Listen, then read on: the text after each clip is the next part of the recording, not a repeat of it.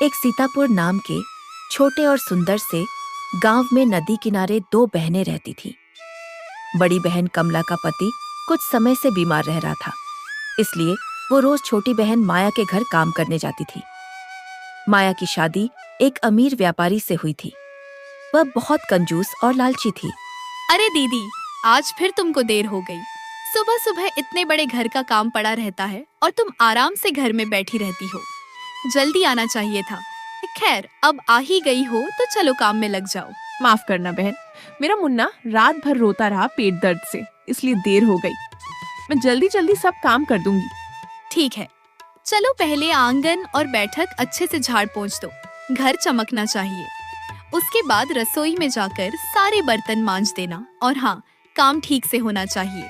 कमला तुरंत काम पर लग जाती है, झाड़ू पोछा करती है और बर्तन मांजती है। माया आराम से बैठकर चाय पीती है। अच्छा सुनो, सारे काम तो तुमने कर ही दिए हैं। अब यह ध्यान रखा है, इसमें से अच्छे अच्छे चावल चुनकर साफ कर दो। टूटा फूटा चावल और कचरा अलग कर देना। मेरे घर में सिर्फ बढ़िया चावल पकते हैं, समझी? और फिर जल्दी से रसोई में जाकर दोपहर का खाना बना देना।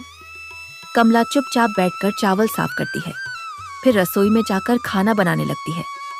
वह मन में सोच रही थी कि माया ने कहा था कि वह पैसे तो नहीं देगी, पर रोज के काम के बदले अनाज देगी। कमला सोच रही थी, इन चावलों में से उसे भी थोड़ा मिलेगा। माया, जैसा तुमने कहा था, मैंने अच्छे चावल और टूटे हुए कंकड़ वाले चावल दोनों अलग अलग कर दिए हैं। सारे काम निपटाने के बाद कमला घर जाने लगती है। माया उसे रोकती है। रुको दीदी, ये लो, यह टूटे हुए चावल हैं। मेरे घर में इसे तो कोई खाता नहीं है, इसलिए तुम ही ले जाओ। तुम्हारे घर में तो ये आराम से सब खा लेंगे। माया टूटा फूटा टुकड़ों वाला थोड़ा सा चावल थैली में डालकर कमला को थमा देती है। कमला ने बिना कुछ कहे चावल लिया और घर की ओर चल पड़ी। आंखों में आंसू थे, मगर होठों पर एक भी शिकायत का शब्द नहीं आया, क्योंकि उसे पता था उसकी मजबूरी और गरीबी में यह चावल भी उसके लिए कीमती है। कमला घर जाकर वही चावल बनाकर अपने पति और बच्चे को खिलाती है। अगली सुबह फिर वही सिलसिला शुरू हुआ। सुबह के समय कमला दरवाजे पर दस्तक देती है। अरे दीदी, आज तो जल्दी आ गई। अच्छा हुआ। सुनो, आज मुझे मछली खाने का बहुत मन है। तुम जल्दी से झाड़ू पोछा कर लो, बर्तन मांज लो और फिर रसोई में जाकर मछली बना देना। लेकिन हाँ, मसाला अच्छे से पीसना। मछली एकदम स्वादिष्ट होनी चाहिए। मेरे पति को मजेदार खाना चाहिए। ठीक है बहन, जैसा तुम कहो। मैं जल्दी से काम निपटाकर मछली बना देती हूँ। कमला चुपचाप झाड़ू पोछा करने लगी, फिर बर्तन मांजे और आखिर में बैठकर मछली पकाने लगी। वो आज भी मन ही मन सोच रही है, उसके बेटे मुन्ना को यह मछली बहुत पसंद है। कमला मसाले कूटती है, प्याज लहसुन छौंकती है, फिर मछली तलकर बड़ी मेहनत से ढेर सारी स्वादिष्ट करी बनाती है।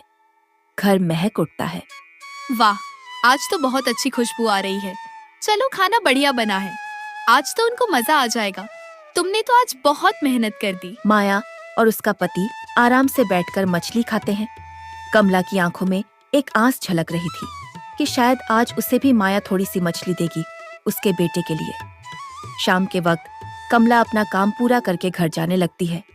रुको दीदी, आज तुम्हारे लिए भी कुछ है। यह लो, कल रात का बचा हुआ चावल और सब्जी पड़ी थी। तुम यह अपने घर ले जाकर गर्म करके खा लेना।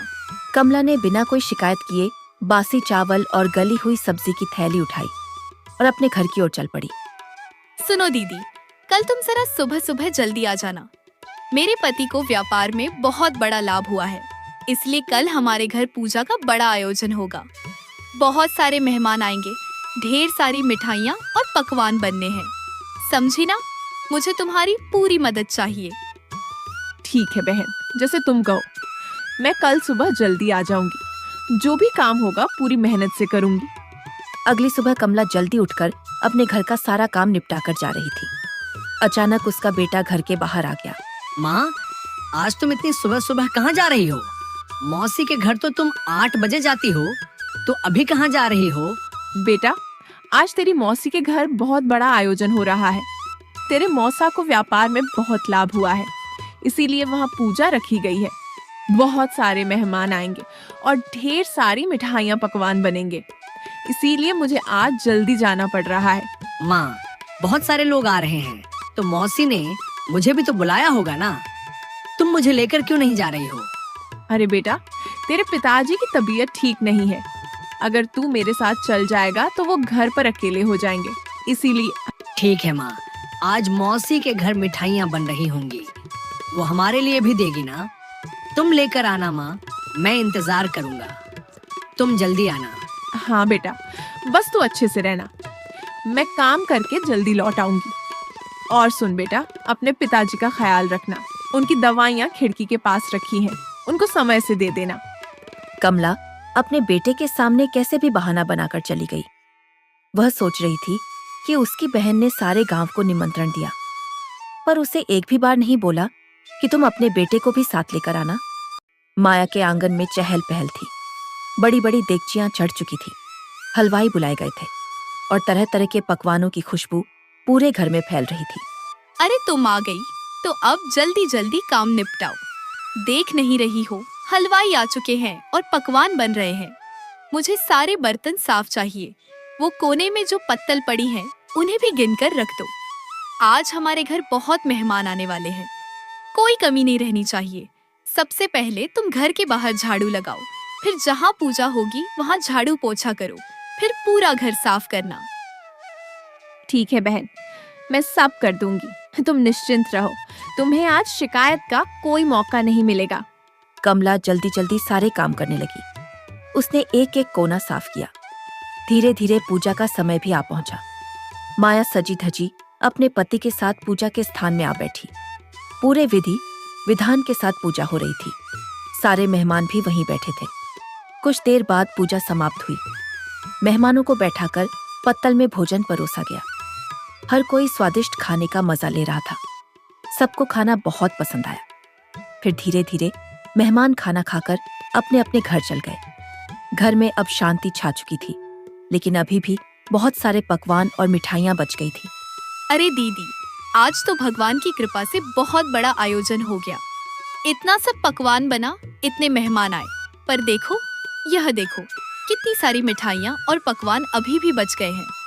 तुम ऐसा करो, इन सबको उठाकर रसोई में अच्छे से रख दो, और जो मिठाई के बर्तन में नीचे मिठाई के छूरे और शक्कर की परत है, उसको निकालकर अलग कर देना। कमला सिर झुकाकर बिना थके, बिना कुछ कहे सारी मिठाइयाँ, पकवान और बचे हुए व्यंजन रसोई में ले जाकर जमाने लगी। माया अपने कमरे में एक पोटली ली खड़ी थी। उसने कमला को अपने कमरे में बुलाया। लो दीदी, यह तुम्हारे लिए है। बड़े बड़े बर्तनों में मिठाई के जो टूटे फूटे टुकड़े बचे थे और जो चीनी के चिपके हुए टुकड़े किनारों पर लगे हैं थे, यह सब तू ले जा। तेरे घर बेटे को खिला देना, क्योंकि मेरे घर तो यह सब कोई खाता नहीं है। कमला चुपचाप मिठाई के टुकड़े लेकर अपने घर की ओर निकल गई। उसने एक शब्द भी नहीं कहा। आज वह जान गई थी कि उसकी बहन के अंदर इंसानियत नाम की चीज ही नहीं है। रोते रोते ठोकरें खाती कमला जब जंगल के रास्ते से गुजर रही थी, तभी उसकी नजर उस पुराने मंदिर पर पड़ी। गांव की मान्यता थी, उस मंदिर की रक्षा स्वयं नाग देवता करते हैं। हे नाग देवता, आज मैं आपके चरणों में आखिरी बार आई हूँ। अब मुझसे यह गरीबी, यह बेबसी नहीं सही जाती। हर रोज अपमान झेलते झेलते मेरा दिल पत्थर हो गया है। अगर आपको सच में दया आती है तो मुझे यहीं डस लीजिए, ताकि मेरा जीवन यहीं खत्म हो जाए। मेरा बच्चा अब और मेरी आंखों के आंसू न देखे।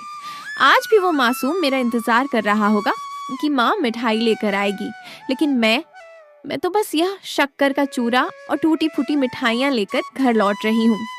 क्या जवाब दूंगी उसे? कह दूंगी कि तेरी माँ दूसरों की थालियां साफ करती है और रोज बदले में बस ये टुकड़े पाती है। नाग देवता, बस अब मुझे यहीं अपने विष से मुक्ति दे दीजिए। कमला का हर शब्द नाग देवता के कानों तक पहुंचा। नाग देवता ने सब कुछ सुना, लेकिन उसे डसा नहीं। उनकी आंखों में भी मानो करुणा उतर आई थी।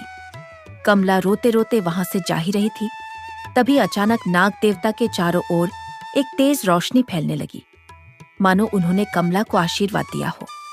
कमला जैसे ही अपने घर के बाहर पहुंचती है, उसका बेटा दरवाजे पर बैठा उसका इंतजार कर रहा था। उसकी आंखों में चमक और चेहरे पर मासूम उम्मीद थी। माँ तुम आ गई। देखो ना, मैं कब से तुम्हारा इंतजार कर रहा था। क्या तुम मेरे लिए मिठाई लेकर आई हो माँ? जल्दी से पोटली खोलो ना, मुझे आज मिठाई और पकवान खाने हैं। कमला कांपते हाथों से पोटली खोलती है और तभी एक चमत्कार घटता है। उस पोटली में ढेर सारी रंग बिरंगी मिठाइयाँ, लड्डू, जलेबी, पेड़ा, कचौड़ी और स्वादिष्ट पकवान नजर आते हैं। उसका बेटा खुशी से उछल पड़ता है और मिठाइयाँ खाने लगता है। हे भगवान, ये कैसे संभव हुआ? मैं तो सिर्फ चूरा और शक्कर लेकर आई थी। ये मिठाइयाँ, ये पकवान, ये सब कहाँ से आ गए? सचमुच वो क्षण किसी चमत्कार से कम न था। कमला धीरे धीरे घर के अंदर जाती है और वहां का दृश्य देखकर उसकी आंखें फटी की फटी रह जाती हैं। उसका घर सोने चांदी से भरा हुआ था। इतना ही नहीं, उसका बीमार पति जो महीनों से बिस्तर पर पड़ा था, अचानक खड़ा हो जाता है। उसके चेहरे पर तेज और शरीर में नई ऊर्जा थी। हे भगवान, ये कैसा प्रकाश है? ये सारा घर सोने चांदी और हीरे जवाहरात से कैसे भर गया? और आप ठीक हो गए, आप अपने पैरों पर खड़े हैं। ये कैसा चमत्कार है? अरे कमला, ये क्या हो गया?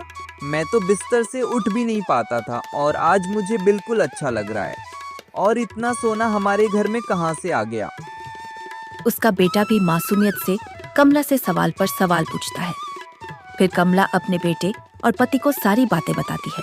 ये सब नाग देवता की कृपा है। मैं तो माया के घर से सिर्फ शक्कर और चूड़ा लेकर निकली थी। रास्ते में मंदिर में रुक गई और नाग देवता से अपनी सारी पीड़ा कह दी। मैंने प्रार्थना की थी कि मुझे जीवन का बोझ अब और ना उठाना पड़े, इसलिए आप मुझे यही 10 लो। पर नाग देवता ने मुझे मारा नहीं। उन्होंने मेरी पुकार सुन ली और देखो, उनकी कृपा से आज हमारा जीवन ही बदल गया। उस दिन से सब कुछ बदल गया। गरीब और लाचार परिवार, जिसने केवल आंसू और भूख जानी थी, आज उनका जीवन खुशियों से भर गया था। अगले ही दिन कमला और उसका परिवार गांव में बने नए सुंदर और आलीशान घर को खरीदकर उसमें रहने चले गए और खुशी खुशी अपना जीवन बिताने लगे। अगर आपको हमारा वीडियो पसंद आया तो वीडियो को लाइक करें और हमारे चैनल को सब्सक्राइब करें।